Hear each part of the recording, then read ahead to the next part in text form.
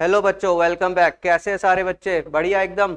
2 दिन से बहुत कंफ्यूजन चल रही थी एनटीए की साइट को लेकर के, बट आई होप आज सुबह आप सब लोगों की कंफ्यूजन क्लियर हो गई होगी कि नॉन मैथ्स वाले बच्चे भी बीकॉम ऑनर्स में एडमिशन ले सकते हैं, सीयूईटी में दिल्ली यूनिवर्सिटी में भर सकते हैं, राइट। तो और भी अभी क्लैरिटी आनी बाकी है एनटीए से, तो अपने मैथ्स के पेपर के लिए तैयारी करते रहो। इन सब चीज़ों पे ज़्यादा ध्यान मत दो, मैथ्स के पेपर तक काफ़ी चीज़ें क्लियर हो जाएंगी, तब आप आराम से अपने सीयूईटी के फॉर्म्स जा करके भर सकते हो, राइट। कल के एमसीक्यूज कर लिए होंगे बच्चों आप लोगों ने, और जिनको नहीं, जिनके एमसीक्यूज में कोई प्रॉब्लम है वो जा करके वीडियो में एक्सप्लेनेशन देख सकते हैं यहाँ पर कि कौन कौन से एमसीक्यू का आंसर क्या था और क्यों था, ठीक है।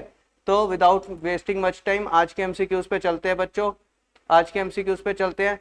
कोई बच्चा मेरे से इंस्टाग्राम, फेसबुक और व्हाट्सएप और टेलीग्राम पर जुड़ना चाहे तो मेरे यूट्यूब के बायो में उसका लिंक है, जा करके क्लिक करके आप मेरे साथ व्हाट्सएप, इंस्टा और टेलीग्राम पर जुड़ सकते हैं। ओके गाइस, चलो आज के एमसीक्यूज करते हैं। क्या है पहला एमसीक्यू? बहुत ही अच्छा एमसीक्यू है ये।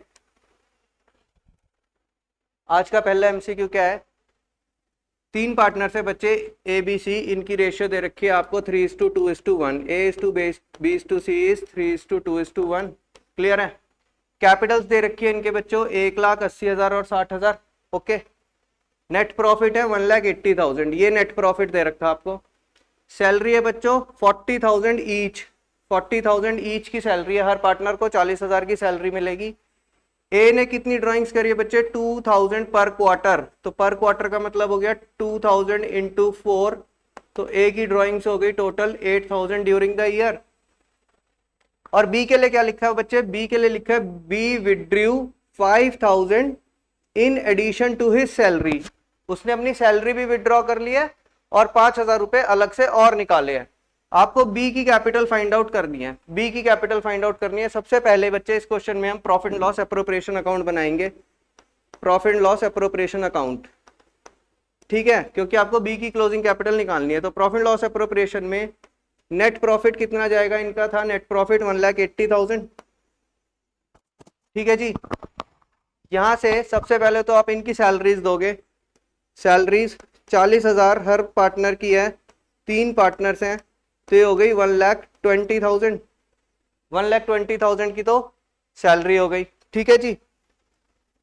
नेक्स्ट है जो प्रॉफिट आप बांट दोगे, कितना प्रॉफिट बचेगा? 60,000 का प्रॉफिट बचेगा, जो कि चला जाएगा 30,000, 20,000 और 10,000, ठीक है ना। ए बी सी को 30,000, 20,000 और 10,000 बढ़ जाएगा। हमें सिर्फ बी से मतलब है, क्योंकि हमें बी का कैपिटल अकाउंट का क्लोजिंग बैलेंस निकालना है। डन है? तो बी का कैपिटल अकाउंट बनाते हैं। B is capital account. बच्चे बी के कैपिटल में पहले से कितना बैलेंस है? 80,000 बी का ऑलरेडी बैलेंस है, प्लस बी को सैलरी मिलेगी बच्चे, बी को सैलरी मिलेगी 40,000 की, और बी को प्रॉफिट का शेयर मिलेगा। प्रॉफिट एंड लॉस से कितना है बी का शेयर? 20,000 बी का शेयर है। 20,000 बी का शेयर है। और उसके बाद यहां पर लिखेंगे कि बी ने कितनी ड्राइंग्स करी हैं। बच्चे बी ने जो ड्राइंग्स करी हैं वो करी हैं 5,000 in addition to his salary. मतलब 5,000 तो निकाले हैं, प्लस उसने अपनी सैलरी भी निकाल ली है। तो उसकी सैलरी कितनी थी? 40,000। तो ये उसने 45,000 रुपीज निकाल लिए, राइट। 45,000 रुपीज निकाल लिए। बच्चे बी का क्लोजिंग बैलेंस कैलकुलेट करेंगे हम। 80 और 40 120, 120 और 20 140, 140 माइनस 45 इज 95,000 इज बी का क्लोजिंग बैलेंस आएगा। बी का क्लोजिंग बैलेंस कितना है बच्चों? 95,000 रुपीज। आई होप मैं क्लियर हूंगा, क्योंकि इस क्वेश्चन में दिक्कत क्या है, बच्चे बी की ड्राइंग्स लेने में दिक्कत करते हैं। बच्चे बी की ड्राइंग सिर्फ 5,000 लेते हैं, जबकि बी की ड्राइंग्स इस क्वेश्चन में 45,000 की आएंगी। तो द करेक्ट आंसर इज 95,000। देख रहे हो, यही दिक्कत है। बच्चों ने सिर्फ 5,000 ड्राइंग्स लिए, तो 1,40,000 माइनस 5,000 135 आता है। मैक्सिमम बच्चों ने 135 ही टिक कर रखा है। चले आगे। नेक्स्ट क्वेश्चन है बच्चे, P purchased a running business, P purchased a running business from Q limited, from Q limited for a sum of rupees 16 lakh. तो बच्चे 16 लाख हो गई आपकी परचेज कंसिडरेशन, पीसी।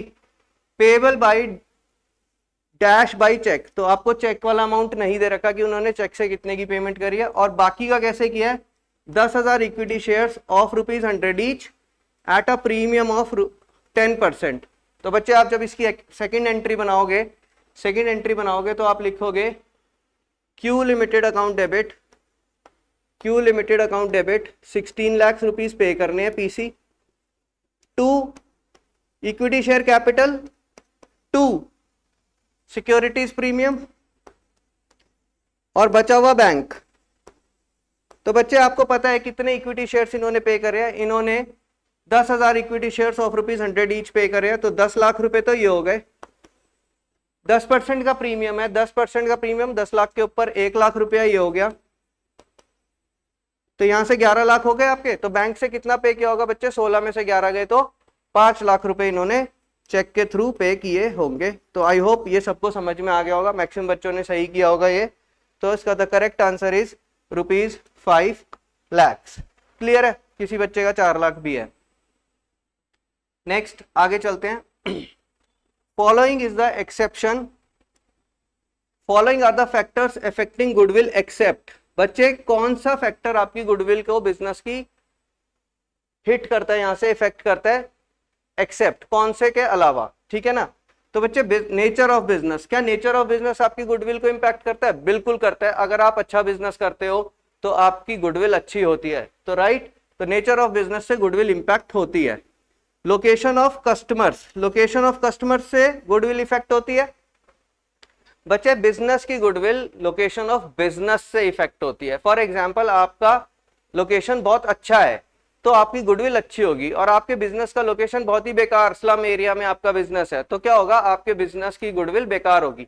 कस्टमर्स के लोकेशन से कोई फर्क नहीं पड़ता। फॉर एग्जांपल मैं यूट्यूब पे अभी क्लासेस ले रहा हूँ, राइट, तो कोई भी कस्टमर कहीं से भी हो सकता है, दिल्ली से हो सकता है, यूपी से हो सकता है, एमपी से हो सकता है, दूर से हो सकता है, गांव से हो सकता है, रूरल एरिया, अर्बन एरिया से, लेकिन उससे मेरे बिजनेस को कोई फर्क नहीं पड़ता है। तो लोकेशन ऑफ कस्टमर एक ऐसा फैक्ट है जिससे कि गुडविल इफेक्ट नहीं होती है, राइट। टेक्निकल नो हाउ, अच्छा अगर किसी बिजनेस के पास लेटेस्ट टेक्नोलॉजी है तो ऑब्वियसली उसकी गुडविल अच्छी होगी, और एफिशिएंसी ऑफ मैनेजमेंट से भी गुडविल अच्छी होती है। आपने पढ़ा है बिजनेस स्टडीज में that management is an intangible force, उससे गुडविल अच्छी होती है बिजनेस की। तो the correct answer is location of customer, क्योंकि लोकेशन ऑफ कस्टमर से बिजनेस की गुडविल को कोई फर्क नहीं पड़ता है। ठीक है जी, आगे चलते हैं। बच्चे क्या क्वेश्चन है, इसमें भी बहुत सारे बच्चे गलती करते हैं। Disease partners capital, disease partner share of profit is adjusted through P&L suspense account. तो बच्चे डेथ का क्वेश्चन है। डेथ के क्वेश्चन में जब किसी पार्टनर की डेथ हो जाती है तो आप उसके प्रॉफिट के शेयर को कैसे एंट्री करते हो, उसकी profit and loss account debit करते हो, profit and loss suspense account debit to, for example deceased partner C है तो सीज कैपिटल अकाउंट। बच्चे आप खुद सोचो, इस एंट्री में आप profit and loss suspense account को डेबिट कर रहे हो कि क्रेडिट, आप इसको डेबिट कर रहे हो। तो अगर आप इस अकाउंट को डेबिट कर रहे हो तो या तो ये एसेट हो सकता है या तो ये एक्सपेंस हो सकता है, ये लायबिलिटी और इनकम तो हो ही नहीं सकता क्योंकि ये डेबिट हो रहा है, राइट। तो इसका करेक्ट आंसर क्या होगा, इसका करेक्ट आंसर होगा that it will appear on asset side of the balance sheet. ठीक है बच्चे, क्योंकि ये profit and loss account debit हो रहा है और ये फर्म के लिए एक एसेट होता है क्योंकि फर्म उसको ऑलरेडी अप्रोप्रिएट कर चुकी होती है जो डिसीज पार्टनर का शेयर ऑफ प्रॉफिट होता है। क्लियर है, आगे चलते हैं।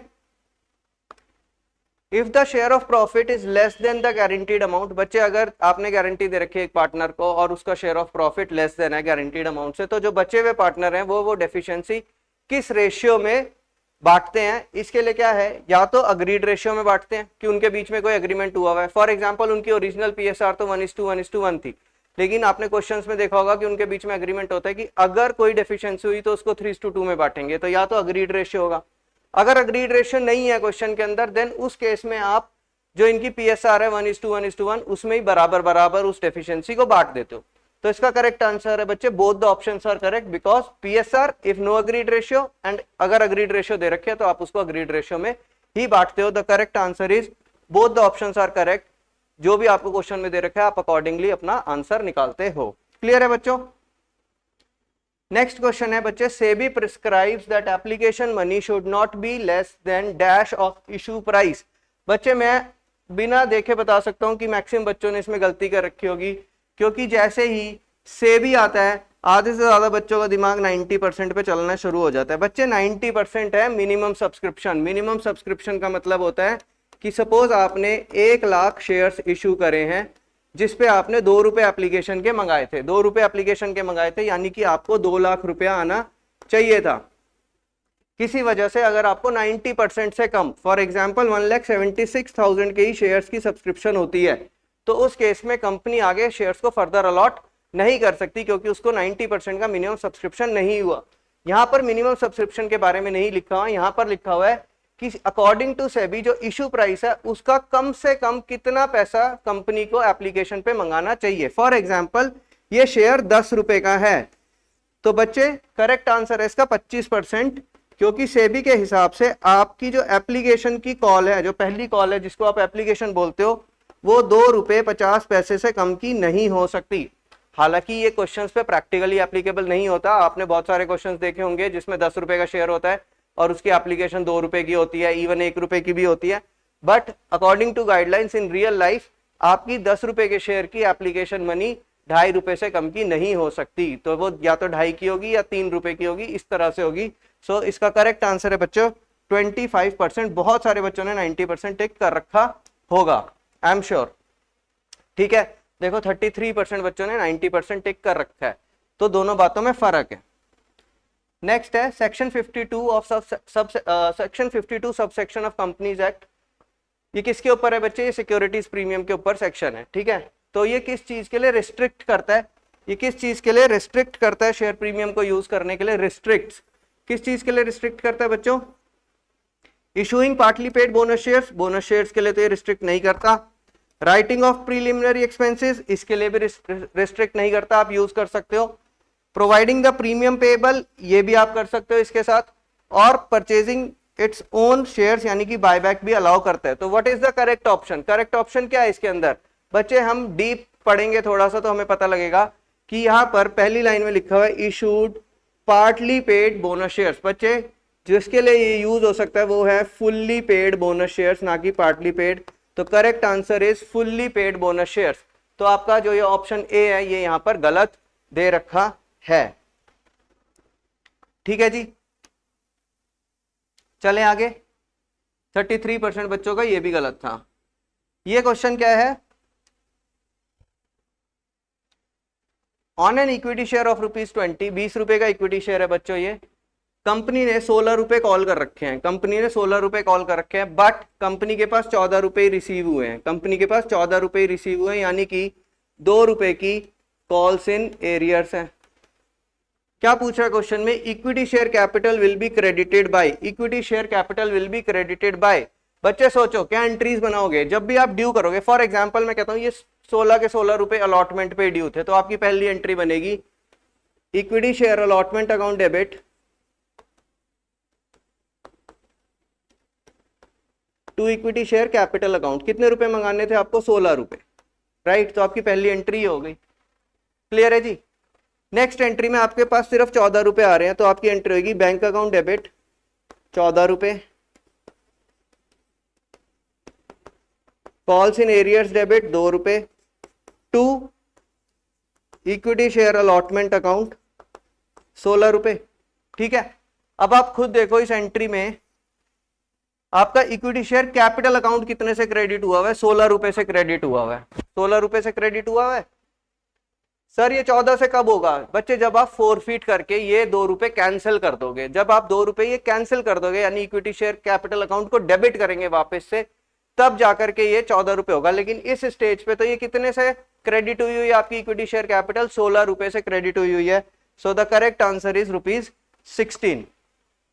मैक्सिमम बच्चों का सही है, 100% बच्चों का सही है। I am proud of you guys. Next चलते हैं, क्या लिखा है? Partners capital account is credited, partners capital account is credited. मतलब आप पार्टनर के कैपिटल अकाउंट को कब कब क्रेडिट करोगे? जब जब उसको फायदा होगा तब तब हम उसको क्रेडिट करेंगे। प्रॉफिट ऑन रिवैल्यूएशन, यस ये क्रेडिट होगा। Transfer of general reserve, yes ये भी क्रेडिट होगा। Transfer of accumulated profit and loss, यानी कि आपके बैलेंस शीट में कोई P&L का क्रेडिट बैलेंस दे रखा है तो ये भी उसको क्रेडिट होगा।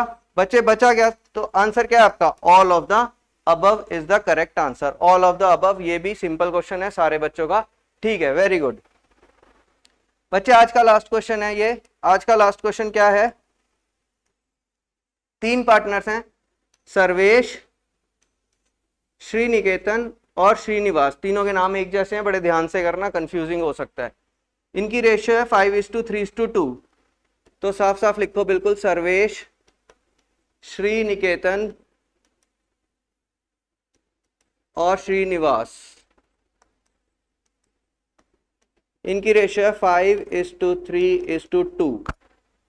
आपको श्रीनिकेतन का शेयर दे रखा है, प्रॉफिट का कितना है बच्चे, श्रीनिकेतन का प्रॉफिट है 1,50,000। श्रीनिकेतन कौन है, ये बीच वाला बंदा, इसका प्रॉफिट का शेयर आपको दे रखा है 1,50,000।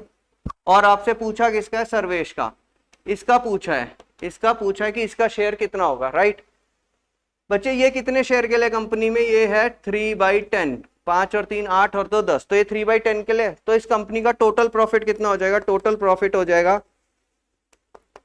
1,50,000 इंटू 2/3, रेसिप्रोकल से मल्टीप्लाई कर देंगे, इंटू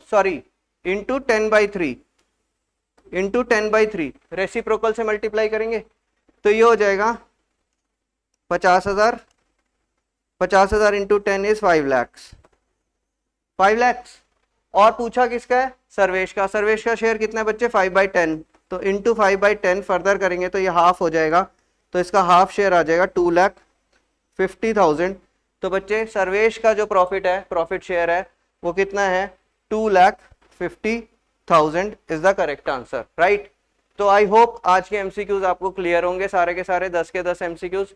इसी तरह मेरे साथ जुड़े रहें और एमसीक्यूज की प्रैक्टिस करते रहे बच्चे। ज़्यादा टाइम लगता नहीं है इसको करने में, हार्डली 10-15 मिनट लगते हैं।